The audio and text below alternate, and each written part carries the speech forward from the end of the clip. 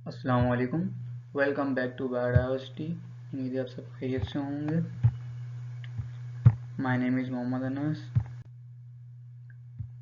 हमने last lectures के अंदर चैप्टर स्टार्ट किया था इंट्रोडक्शन ऑफ बायोलॉजी, जिसके अंदर हमने लास्ट टॉपिक डिस्कस किया था। दो टॉपिक डिस्कस किए थे, कुरान एंड बायोलॉजी, एंड दूसरा टॉपिक था वो था scientist and contribution of Muslim scientist in the field of biology.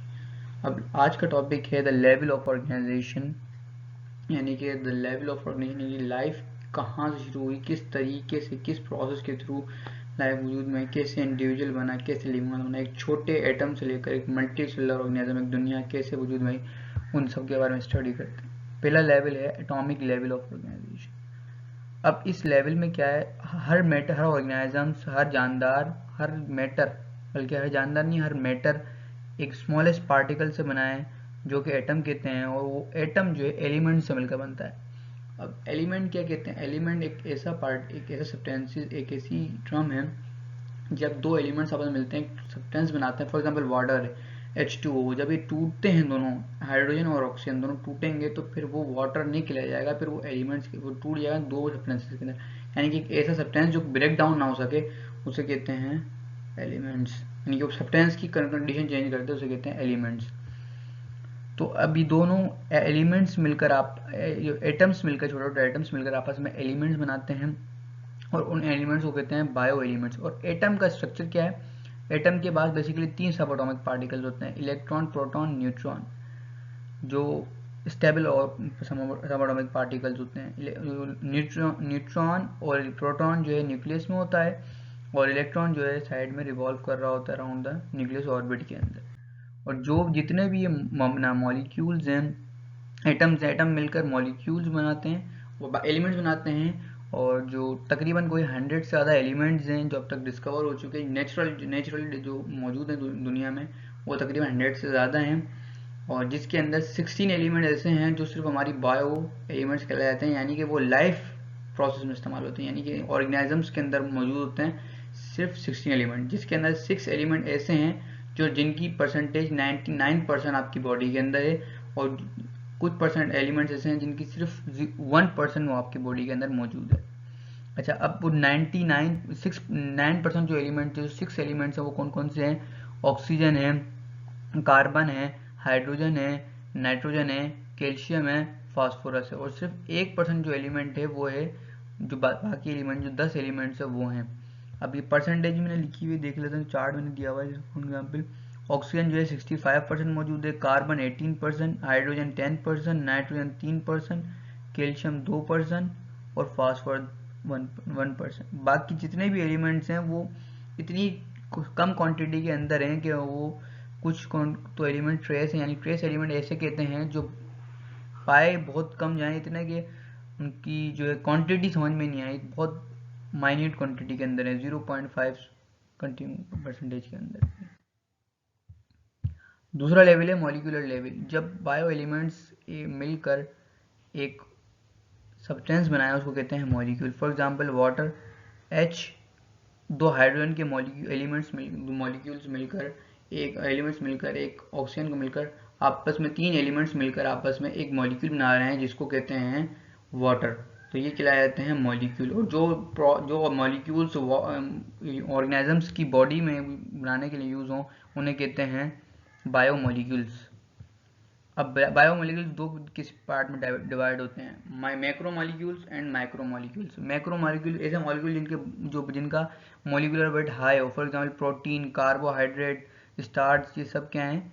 Macro molecules. और माइक्रो मॉलिक्यूल्स ऐसे जिनका मॉलिक्यूलर वेट लो हो, फॉर एग्जांपल अपना वाटर और जो है ग्लूकोज, ये सब क्या है? माइक्रो मॉलिक्यूल्स है। ठीक है, फिर जब ये मॉलिक्यूल्स आपस में मिलकर एक एक आपस में मिलकर एक ऑर्गेन्यूल्स बनाते हैं, डिफरेंट मॉलिक्यूल्स एक असेंबल्स होकर डिफरेंट मैनर के अंदर एक ऑर्गेन्यूल बनाते हैं, जिसे हम कहते हैं, जो हमारे सेल का एक छोटा सा पार्ट, सेल के पार्ट कहते हैं, सेल की बॉडी कह सकते हैं, सेल के स्ट्रक्चर्स कह सकते हैं, उसे कहते हैं हम organelles. For example cell membrane, nucleus, mitochondria, ribosome. और फिर ये मुख्तलिफ ऑर्गेन्यूल्स डिफरेंट फंक्शन परफॉर्म करते हैं एक साथ मिलकर एक यूनिट के अंदर, उसे हम कहते हैं सेल। यानी कि एक पूरा सारे ऑर्गन्स जो मिलकर एक यूनिट के अंदर काम करें। फॉर एग्जांपल राइबोसोम क्या करता है, प्रोटीन सिंथेसिस करता है, प्रोटीन बनाता है बॉडी के अंदर। और न्यूक्लियस क्या करता है, पूरा कंट्रोल के सेंटर ऑफ कंट्रोल का पूरी बॉडी पूरे सेल को कंट्रोल करता है, सारी एक्टिविटीज़ को। तो ये क्या है ये सब मिलकर एक साथ काम करें इसको और फिर एक यूनिट के साथ काम करें, इसे सेल बनाते हैं। यानी कि सेल की डेफिनेशन ये होती है, the cell is a structural basic unit of life, यानी कि पूरा स्ट्रक्चरली भी, यानी कि पूरी स्ट्रक्चरली भी, बनावट के तौर पर भी, और फंक्शंस भी सारे सेल के अंदर बेसिक फंक्शंस भी प्रोवाइड करता है। तो इसलिए सेल लाइफ का बेसिक स्ट्रक्चर और फंक्शन ऑफ लाइफ है। तीसरा लेवल है टिश्यू लेवल। सिमिलर सेल्स मिलकर एक ग्रुप बनाकर ऑर्गेनाइज हों, उसे टिश्यूज कहते हैं। सिमिलर सेल से मुराद क्या है, सिमिलर सेल से मुराद है जो सिमिलर फंक्शन करते हों। फॉर एग्जांपल आपके मसल सेल्स हैं, वो सारे एक जैसे सेल्स हैं, जब भी वो मसल्स की काम आए हैं, मसल्स की टिश्यूज बनाने में कायम हैं। तो जो भी सिमिलर सेल्स आपस में ग्रुप हों और कुछ बनाएं, उसे टिश्यू, उसे ग्रुप होके आपस में टिश्यूज बनाते हैं। ठीक है, फिर पांचवा लेवल है ऑर्गन और ऑर्गन सिस्टम लेवल।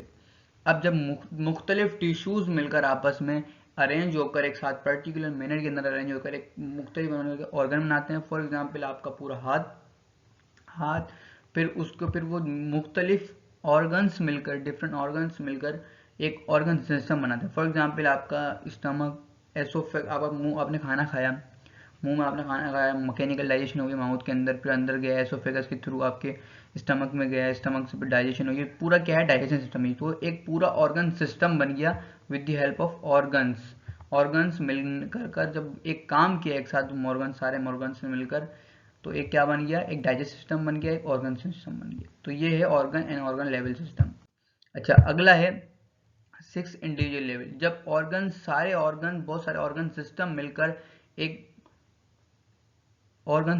एक साथ काम करें, उसे फिर वो एक इंडिविजुअल बना देते हैं, यानी कि मल्टी सेलुलर ऑर्गेनिज्म। यानी कि आपकी बॉडी के अंदर डाइजेस्टिव सिस्टम हो रहा है, नर्वस सिस्टम है, और जो है रेस्पिरेटरी सिस्टम है। मुख्तलिफ सिस्टम्स मिलकर आपस में एक साथ काम करते हैं, कोऑर्डिनेट करते हैं, उसे कहते हैं मल्टी सेलुलर ऑर्गेनिज्म बनाते हैं फिर। अच्छा, बाकी जो सिस्टम्स हैं, बाकी जो लेवल्स हैं बायोलॉजी के, वो चार्ट के थ्रू समझ लेते हैं।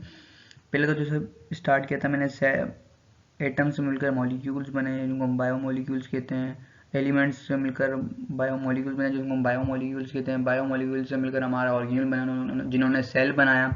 उन सेल से फिर टिश्यूज़ बने, और उन टिश्यूज़ ने फिर ऑर्गन बनाया। फिर उन ऑर्गन से फिर ऑर्गन सिस्टम बने, फिर ऑर्गेनिज्म बन गया एक, जो इंडिविजुअल मल्टी सेलुलर ऑर्गेनिज्म कहते हैं।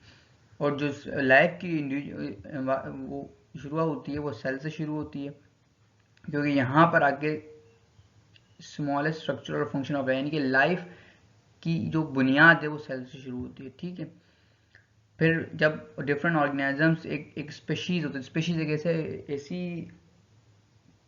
एक ऐसी स्मॉलेस्ट यूनिट है टेक्सोनोमिक लेवल का, यानी कि एक ऐसे ऑर्गेनिजम्स जो सेम, जैसे सारे ह्यूमन बींग्स एक स्पीशीज है, जितने भी ऑर्गेनिजम्स इंसान है वो सब एक स्पीशीज, जिसको होमोसेपियन कहते हैं। जितने भी फ्रॉग हैं वो एक स्पीशीज है, उनको राना टिग्रिना कहते हैं। तो जितने भी सेम ऑर्गेनिजम्स हैं उनको एक स्पीशीज कहते हैं। फिर एक स्पीशीज एक ऐसी चीज़ होती है जो अपने ऑफस्प्रिंग बना सके, अपने कॉपीज बना सके रिप्रोडक्शन के थ्रू, उसे स्पीशीज भी कहते हैं, उसे भी स्पीशीज कहते हैं। तो पॉपुलेशंस मिलकर फिर कम्युनिटी बनाते हैं। कम्युनिटी कहते हैं जब मुख्तलिफ कम्युनिटी पॉपुलेशंस एक साथ मिलती हैं। फॉर एग्जांपल इंसान भी मिल गए, फ्रॉग भी मिल गए, और जितने भी मुख्तलिफ स्पीशीज मिलकर आपस में एक साथ जमा होती हैं, उनका जमा होती है, उसे कम्युनिटीज़ कहते हैं। फिर मुख्तलिफ कम्युनिटीज़ मिलकर बनाती हैं इकोसिस्टम। इकोसिस्टम कहते हैं लिविंग और नॉन लिविंग दोनों का रिलेशन, यानी कि फॉर एग्जांपल आपने ऑक्सीजन रिलीज की और अपना कार्बन डाइऑक्साइड रिलीज की दिन के टाइम पे, और अपना प्लांट्स ने ऑक्सीजन रिलीज की, और मीडियम बना एयर के थ्रू आपकी चेंजेस हुई है। पूरा क्या है, आपका इकोसिस्टम है। और इसी तरीके से मुख्तलिफ इकोसिस्टम मिलकर एक बायोस्फीयर बनाते हैं, एक अर्थ बनाते हैं, जो बायोस्फीयर बनाते हैं। ठीक है, तो ये थे सारे और बायोलॉजिकल लेवल ऑर्गेनाइजेशन, ये था पूरा। इंशाल्लाह नेक्स्ट पार्ट के अंदर जो है अगले लेक्चर को वेट कीजिएगा, इंशाल्लाह आगे कंटिन्यू करेंगे चैप्टर नंबर 1 को। Thank you for watching. अस्सलाम वालेकुम, दुआ में याद रखिएगा।